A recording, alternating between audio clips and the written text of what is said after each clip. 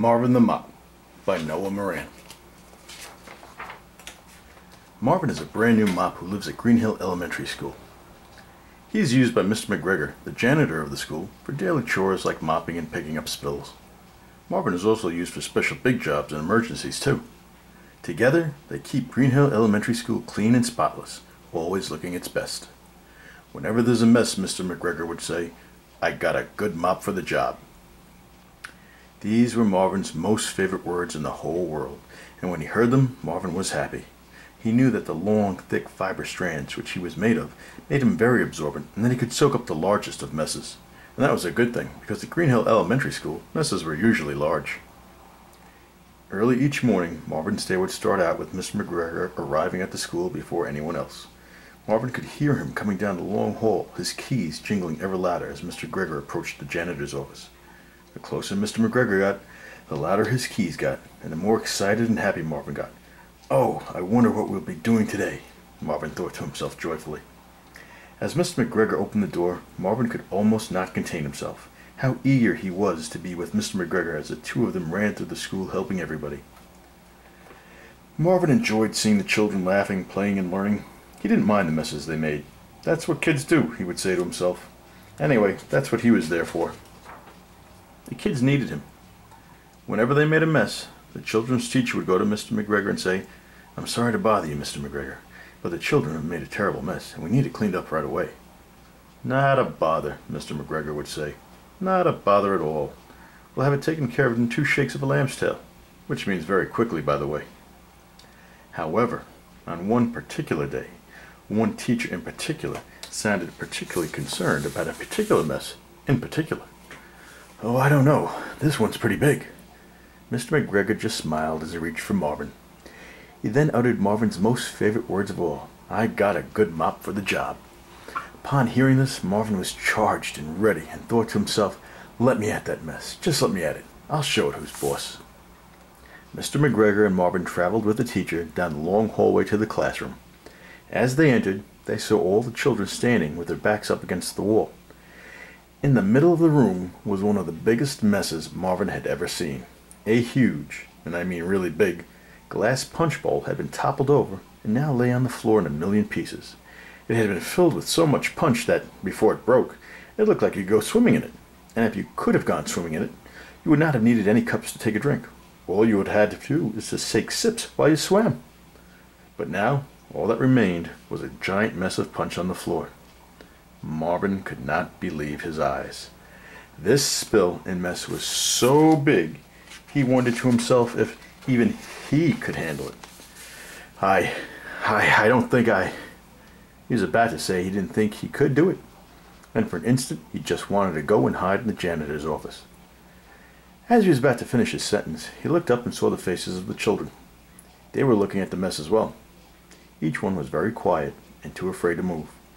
All had a look of concerned desperation about them. Marvin knew how they felt because it was exactly how he felt. Then, all at once, Marvin felt an indescribable wave of warmth embrace his heart. His concern was no longer for himself. Now he didn't feel like running and hiding in the janitor's office. No! Instead, he had to help the kids. "I can't let these kids down," Marvin thought. "Anyway, this is what kids do." Marvin, right there and then, straightened himself up and fluffed himself out as much as a mop could. "All right, mess. Now you've met your match," Marvin said with fierce determination. "I'm not going to let these kids down. It's either you or me." And Marvin meant it. So Marvin and Mr. McGregor tackled the mess. Mr. McGregor would swing Marvin up and down, back and forth, and all around, right through the whole mess. With each swing from Mr. McGregor, Marvin did his very best to absorb as much of the mess as he could. He concentrated on every strand he was made of and made sure they absorbed absolutely as much of the mess as was possible. Marvin felt himself getting heavier and heavier as he absorbed more and more of the mess. Soon, even though he felt himself full, and as if he couldn't absorb any more, as Mr. McGregor pulled and pushed him through the mess, Marvin would still think, "Just one more drop, just one more drop." Finally, Marvin had soaked up as much as he could. Mr. McGregor would have to wring him out and dry him before they could continue. Marvin had done such a good job soaking up the mess that now he was very, very heavy. As Mr. McGregor lifted Marvin up out of the mess by the end of his handle, all the extra weight that Marvin was now carrying caused Marvin's handle to bend and arch. Marvin felt the enormous strain in his handle. It was as if someone were trying to snap him in two. Ugh, he groaned to himself. Now, a lesser mop would have refused to soak up as much punch in order to protect its handle, and the cleanup job would have taken much longer. But Marvin wasn't a lesser mop. His spirit had always pushed him on to do a good job. No matter what mess he had ever encountered, and no matter how much his handle ached from being lifted, Marvin did his best to clean up the mess. So back and forth they went, Marvin being swung through the mess soaking it up, then being hoisted up by Mr. McGregor to get wrung out, then back to the mess. Marvin and Mr. McGregor worked so well together that it looked almost as if they were doing some kind of new dance. In fact, the children started copying their dance, pretending they had mops too. Even the teacher got in on the act. She turned on some music, and before anyone realized it, everybody was having a mopping party, dancing and singing and having a good time. Soon enough, Marvin and Mr. McGregor had the whole job finished, and everybody was thanking them for their great work. As they left, the teacher admitted to being surprised that they were able to do such a good job. "I told you it was no problem," said Mr. McGregor. "I got a good mop for the job." Marvin felt very proud of himself. Marvin and Mr. McGregor spent their days in this fashion, helping out where they were needed.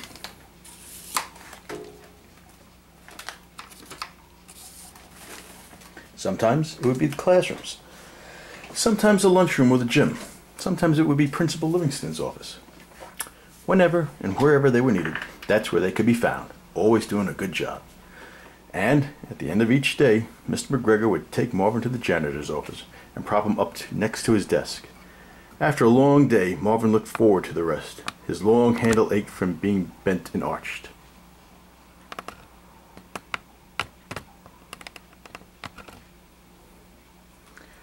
Right before Mr. McGregor left to go home, he would say, "It was a good day." Then, looking at Marvin, he'd always say, "I got a good mop." Upon hearing this, Marvin would always feel warm and good inside. He would then gently fall off to sleep and dream about the terrific day he had, and all the good work he did, and the day to come tomorrow. Usually, the days were average, with the children and teachers and Principal Livingston doing what they did, while Marvin and Mr. McGregor ran around them, fixing this, taking care of that, and such. Sometimes, however, there were special days that popped up. On one such occasion, the students and teachers had planned to put on a play for the parents in the school auditorium. Everything was going as planned. As the hour approached for the play to begin, the students who were in the costumes, the teachers are setting up the equipment and lights, and then, bam! A pipe broke, and water began to gush into the auditorium. The water threatened to go everywhere and shut down the play before it even began. Fortunately, Mr. McGregor was there, and in 2 shakes of a lamb's tail, as he liked to say. He ran to the basement and turned off the water. As he came back up, he had Marvin with him. The two got to work earnestly and finished cleaning up the mess just as the first parents started to arrive. The play was saved. So this is how things went for Marvin and Mr. McGregor. They had their average days, special days, and emergencies. But no matter what kind of day it was, and especially no matter how bad his handle ached, Marvin always did his best to soak up a mess and get everything clean and dry quickly. For a long time, that's how things were. That was until one day when Marvin noticed something strange. He and Mr. McGregor had been called to clean up a mess. As usual, Mr. McGregor swung Marvin in all directions and lifted him up. And, as usual, Marvin's handle ached, but he pressed on happily.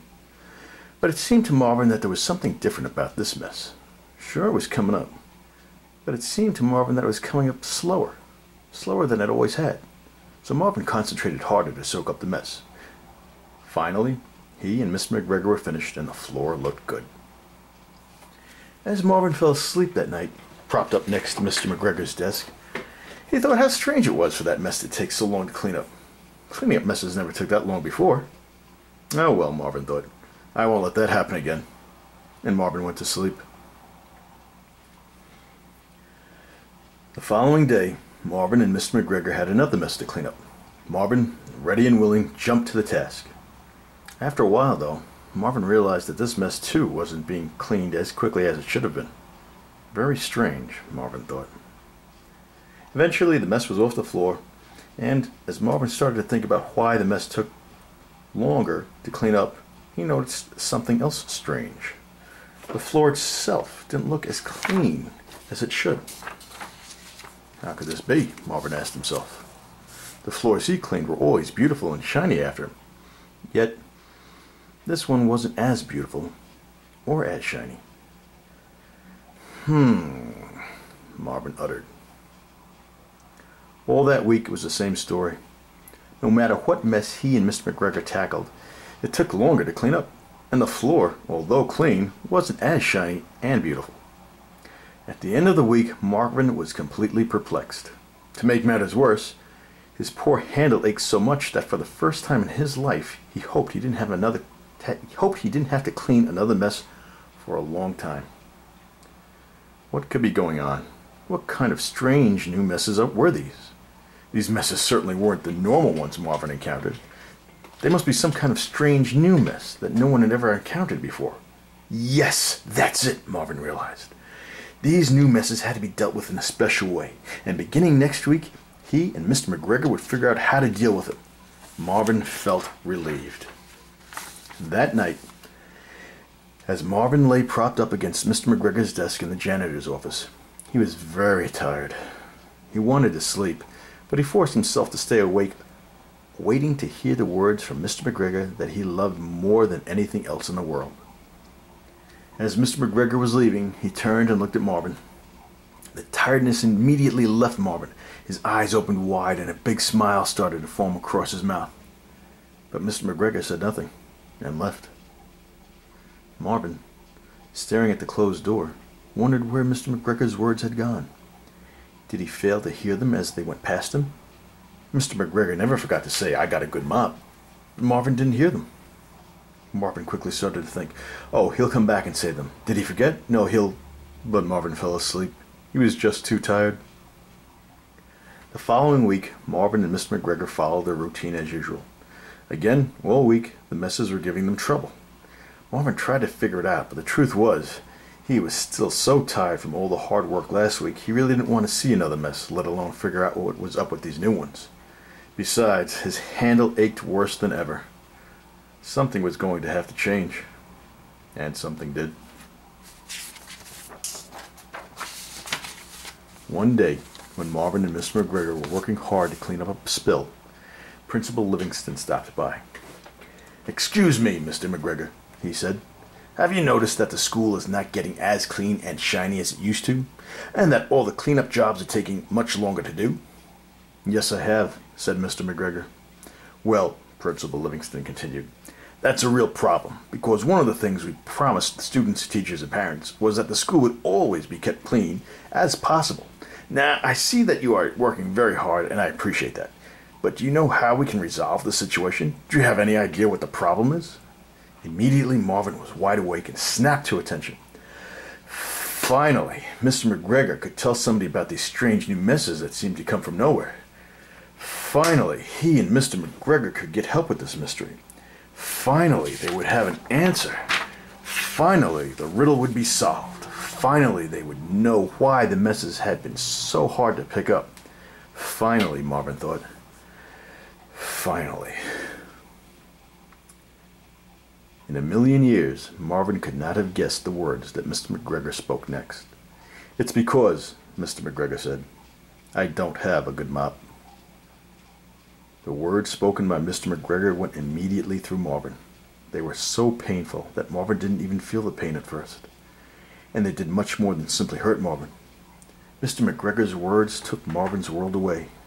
Everything that Marvin lived for and loved so dearly, everything that gave him meaning and made him happy, was gone in an instant. Principal Livingston and Mr. McGregor continued to talk, and Marvin heard every word they said, but he was so hurt he remembered nothing of their conversation. For the rest of the day, all Marvin could do was think of nothing. It was as if he had entered into a trance all day long. Even at night, when he should have been sleeping, he remained in his trance. Only late into the night, when he started to be more conscious of the pain in his heart, did he exit from his hypnotic state. "I can't believe it. I can't believe it," said Marvin. He just couldn't believe that Mr. McGregor would say such a thing, and in front of Principal Livingston, too. How could Mr. McGregor say that about him? Didn't he always try his best? Then Marvin decided he would just have to change everybody's mind about him. Tomorrow, he promised himself. Tomorrow he would work harder than he had ever in his life. He'd show Mr. McGregor that he was still a good mop for the job. All he needed was one more chance at a really big spill. Just one more chance was all he was wishing for. Marvin's wish would be granted the next day. It was sometime during the middle of the next day. Marvin and Mr. McGregor got the call about a big mess in the 5th grade classroom. As Marvin and Mr. McGregor entered the classroom and saw the large spill on the floor, Marvin was more than ready and willing to jump at it. As he and Mr. McGregor began working on the spill, Marvin felt great. He was working really hard, and the spill was disappearing nicely. Marvin was doing it. After a while, even though the spill was coming up, it got harder and harder to soak up. And the bending and arching of Marvin's handles as Mr. McGregor lifted him up out of the mess felt to Marvin as if it was almost too much to bear. When did this work get so hard? Marvin asked himself. Yet he pressed on, for Marvin was not a lesser mop. Then he noticed that the spill was beginning to win out. Again it started to take too long to pick up. Marvin doubled his efforts and didn't give an inch.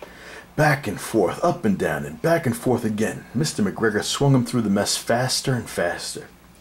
Slowly, Marvin started getting the upper hand. The spill was beginning to retreat. Marvin was winning.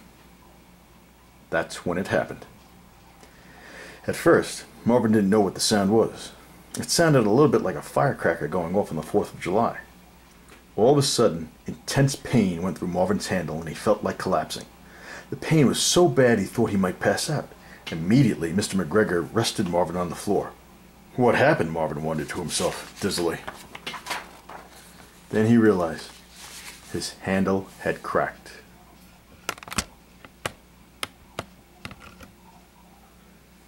How could this happen now? Marvin thought. I was beating that spill. I would have won and proved to Mr. McGregor and everybody that I was a good mop for the job. Marvin imagined everyone laughing at him, but no one was laughing. The sound of Marvin cracking was so loud it thrust everyone into shock. As they all stood there looking at Marvin lying on the floor, Mr. McGregor reached down to pick him up. As he did, Marvin's handle bent even more than usual. All of a sudden, snap! Ow! Marvin exclaimed. The crack in his handle grew. Marvin was at risk of being broken in two. As much as Marvin wanted, there was no way he could continue. That night, instead of being placed next to Mr. McGregor's desk in the janitor's office, Mr. McGregor took Marvin down to the very end of the long hall where nobody ever went. There, he unlocked the door to an old, cramped, dirty storage closet and placed Marvin in a corner inside. As Mr. McGregor closed and locked Marvin inside, Marvin heard Mr. McGregor say in a low, quiet voice, "This mop isn't good anymore." Then Mr. McGregor walked away down the long hall.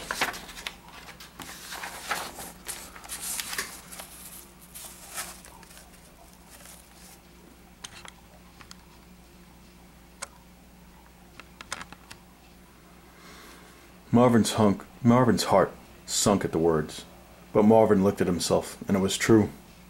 No longer was he large and thick.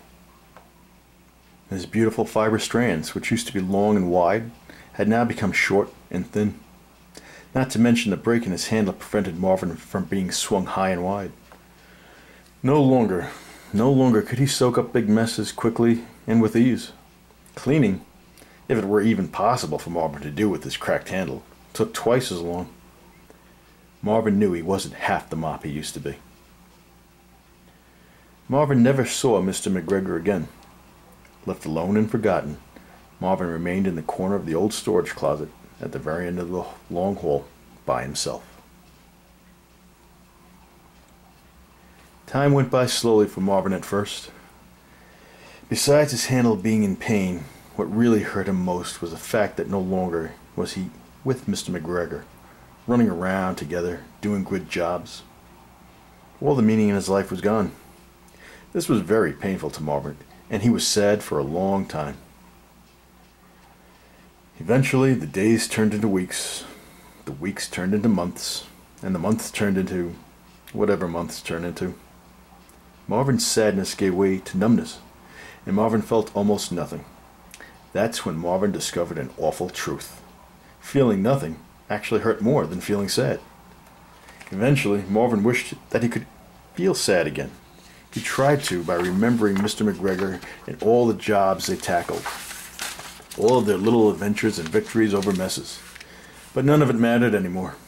Marvin had no one and no meaning in his existence. His only companions were aloneness and numbness. Eventually, Marvin stopped. Marvin spent his waking hours in a sort of dream state, neither awake nor asleep. On a few occasions, Marvin was able to wrestle himself from this dream state. He would listen and try to see if he could hear Mr. McGregor's keys at the far end of the long hall. Sometimes he thought he did. Was Mr. McGregor coming to get him and take him back to his old life and job? Things would be like they were before they went so terribly bad, Marvin thought. But each time, as quickly as he thought he heard the keys, just as quickly did he hear the faint sound of their disappearance. Eventually, Marvin stopped listening for them. Marvin spends a long time locked in the closet. Time ends up meaning nothing to him. A second could feel the same as a year the same as a second. Marvin is no longer even aware of himself, and that's the way he remains. Until one day, something seems to begin waking Marvin up. It sounds like footsteps coming down the long hallway. And keys. Yes, definitely keys, jingling. And the footsteps were getting closer. And the keys were jingling louder. Yes, they were definitely heading to the door. All at once, Marvin's heart beat hard and then stopped, frozen in fear at the thought that he would suffer bitter disappointment at what seemed was about to take place. Slowly, a key was inserted into the lock and turned it open. Then, just as slowly, the door started to open. Mr. McGregor, Marvin thought to himself. He's back for me. After all this time, he's back. He needs me after all.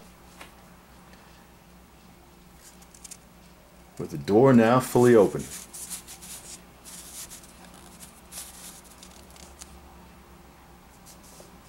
Marvin saw that it wasn't Mr. McGregor after all. It was someone he didn't know, but he did recognize what she was wearing. Marvin then knew she was one of the old nuns from the convent next to the school. But what was she doing here? There you are, said the old nun. I've been looking for you. Looking for me? Marvin thought. Why would an old nun be looking for him? Without another word, the old nun reached in and carefully picked Marvin up. Marvin braced himself. He was sure that shooting pain would fly through his cracked handle once she lifted him. But, to Marvin's surprise, it didn't. Somehow, she seemed to know about his injury and was careful not to let him bend. As she carried him out of the closet, Marvin saw the light of day for the first time in a very long time. As they walked down the long hallway, Marvin noticed no one was around. It must be the weekend, Marvin thought. Then he and the old nun continued out the door of the school. What was going on? Why did they leave the school? Where were they heading? Marvin soon got his answer. They crossed the street, walked up to the convent, and entered it. Once inside, the old nun brought Marvin to the kitchen. Now, Mr. Mop, let's see about fixing you up. With that, the old nun tended to Marvin's need. She put glue into the cracks of Marvin's handle, and with a strip of cloth she bound his wound tightly, keeping Marvin's handle together, letting the glue dry. Next, she put Marvin's strands in a warm, soapy bath and gently massaged them for a long time, which wasn't easy for an old nun's hands. Now, a lesser nun might have not done this in order to protect her hands, but this old nun wasn't a lesser nun. After this, Marvin felt neither good nor bad. Marvin just felt. Felt for the first time in a long time. And he went right to sleep until the following day.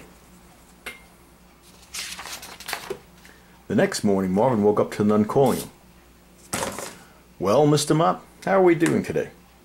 Marvin wanted to actually say that his name wasn't Mr. Mop, but that it was Marvin. But then he heard the nun say, "We've got a lot of work to do today." Work? Marvin thought to himself. Did she say work? Didn't she realize he wasn't good for cleaning any longer? With those thoughts, Marvin was picked up by the nun. Marvin gasped a breath, expecting his hand to be in pain. To his surprise, it wasn't. It felt better than he could remember, almost as if it were new. The glue worked. His handle no longer hurt. Then the old nun carried Marvin to a spot on the floor.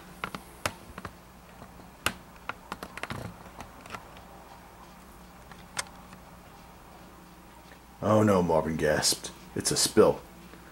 And a spill it was. Marvin was disappointed. Here the old nun had gone and fixed his handle. Now, as she was about to use him to clean the spill, she would find out how bad a mop he actually was. The old nun lifted Marvin in the air and placed him in the mess. The rapid motion of Mr. McGregor was now replaced by the slow and gentle movements of the old nun. And she took her time too. There was no rush or time limit that had to be met. It wasn't like having to clean a classroom so the students could get back to the studies, or a mess in an auditorium before a play. This was easy and slow. Marvin's fiber strands had a much easier time picking up the mess. The mess was also much smaller than any of the messes the children at the school made. It took longer than he was used to, but together, Marvin and the old nun picked up the whole mess easily. Marvin couldn't believe it. "Wow," he thought, "look what I did." That whole day, Marvin and the old nun went through the convent picking up small messes. Moving slowly and without rush, Marvin picked up each spill completely. At the end of his first day in the convent, as he was falling asleep, Marvin felt something, but he wasn't quite sure what it was. He thought it was familiar, but, oh well, he thought, it'll come to me. Then he went to sleep. That whole week, Marvin worked with the old nun picking up small messes gently and slowly. Every mess Marvin came to, he cleaned completely. And, at the end of each day that week, before he went to sleep, Marvin felt something. But he wasn't sure what it was. On Friday of that week, as Marvin and the old nun were working on a mess, the front doorbell rang. The old nun, carrying Marvin, went to answer it. As she opened the door, to Marvin's great surprise, there stood Principal Livingston. "Hello, sister," said Principal Livingston. "How have you been?" "Very well, Principal Livingston. How are you?" she replied. "Oh, I'm fine. I just came to see how that old mop I told you about is working out." "It's working out very well, thank you for letting me borrow your keys to get it from the school last Saturday." "My pleasure," responded Principal Livingston. He continued, "I was just wondering. I feel badly that you got stuck with such an old mop. If you want to get rid of that one, I would be glad to get you a new one. That old mop isn't a good mop anymore." Not in a long time had Marvin heard those words, and yet they pierced his heart just the same. He figured that was it. Once more he'd be thrown into the closet at the end of the long hall to be forgotten. "Thank you, Principal Livingston," the old nun said, "but I'm actually very happy with this old mop." "You are?" said Principal Livingston in some disbelief. "Why, yes, I am. You see," the old nun continued, "here at the convent we don't have big spills that children make. We only have small messes that the nuns make. And we aren't on any time limit to pick up the spills. We take all the time we need and work much slower than your janitor. Also, a new mop would be far too heavy for an old nun to lift. This old mop, with its thin strands, is much lighter. A new mop just wouldn't be good at all." "I see," said Principal Livingston. "Mr. Mop here," the old nun said, pointing to Marvin. "Why, he's perfect. I couldn't do without him." "So it seems you got a good mop for the jobs," said Principal Livingston. Those words were music to Marvin's ears. How long had he waited to hear someone say that about him?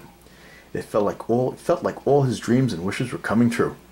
But then, to Marvin's astonishment, he heard the old nun say, "No, I don't have a good mop." What did she say? Marvin gasped. Did that mean all this had been too good to be true? As quickly as his dreams and wishes were granted, was he about to lose them again? But the old nun had not finished speaking. "No, I don't have a good mop," she said again, with Marvin blankly staring at her. "I got a great mop." With that, Marvin realized what he had been feeling each night at the convent before he went to sleep, that he was happy. The end.